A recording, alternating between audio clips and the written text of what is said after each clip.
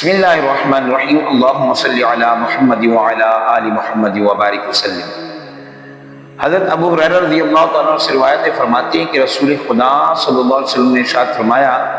جب رمضان آتا ہے تو آسمان کے دروازے کھول دیے جاتے ہیں۔ ایک اور روایت میں ہے کہ جنت کے دروازے کھول دیے جاتے ہیں، دوزخ کے دروازے بند کر دیے جاتے ہیں اور شیاطین کو زنجیروں میں جکڑ دیا جاتا ہے،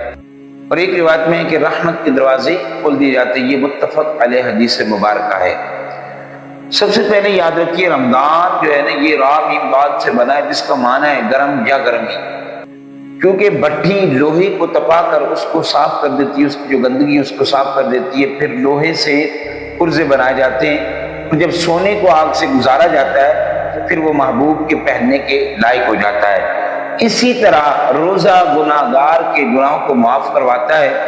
اور نیکوں کے درجوں کو بلند کرواتا ہے، اور ابرار کا قرب الہی زیادہ کرتا ہے، اس لیے اس کو رمضان کہا جاتا ہے۔ اور یہ جو رمضان المبارک کا مہینہ ہے،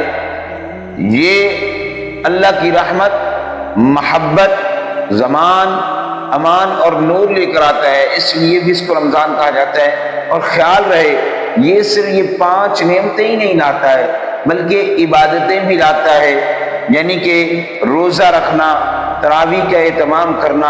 اعتکاف میں بیٹھنا، شب قدر میں عبادت کرنا، قرآن مجید کی تلاوت کرنا کثرت کے ساتھ، یہ بھی یہ مہینہ لے کر آتا ہے۔ اور اسی مہینے کے اندر قرآن اترا اور اسی مہینے کا نام بھی قرآن میں ذکر کیا گیا۔ اور یہ بھی یاد رکھیے کہ روایت میں جیسے کہ بیان کیا گیا کہ جب